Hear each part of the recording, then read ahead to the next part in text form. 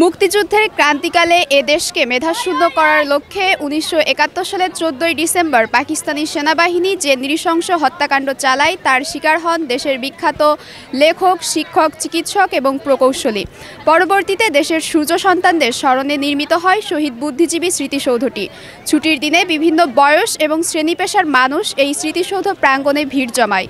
নতুন প্রজন্মকে মুক্তিযুদ্ধের ইতিহাস জানতে স্মৃতিসৌধটি সহায়ক ভূমিকা রাখছে বলে মনে করছেন সংশ্লিষ্টরা।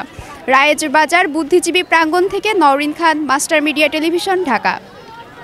14 ডিসেম্বর বুদ্ধিজীবী দিবস। এই দিনে পাকিস্তানি বাহিনী বাংলাদেশের সূর্য সন্তানদের উপর এমনভাবে ঝাঁপিয়ে পড়েছিল, মনে হয় যেন ইতিহাসের এটি একটি কালো অধ্যায়।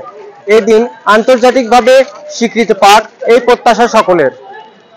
রায়বাজার বুদ্ধিজীবী প্রাঙ্গণ থেকে Hujjatullah, master media television, Dhaka. আজ 14 ডিসেম্বর শহীদ বুদ্ধিজীবী দিবস। ১৯৭১ সালের এই দিনে পাকিস্তান বর্বর হানাদার বাহিনী হত্যা করে বাংলার সূর্য সন্তানদের, আর তাদের শরণার্থে নির্মিত হয় জাতীয় বুদ্ধিজীবী স্মৃতিসৌধ।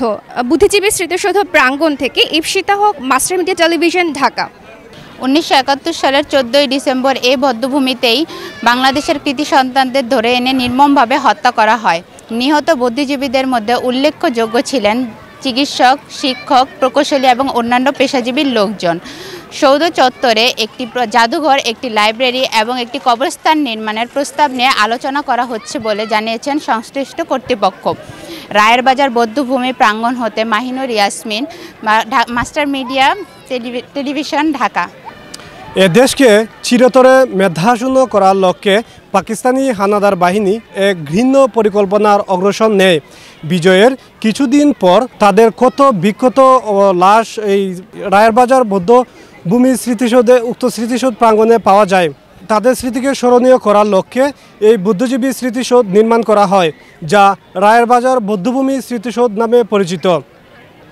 বৌদ্ধভূমি প্রাঙ্গণ থেকে Motiur Rahman, master media TV, Dhaka.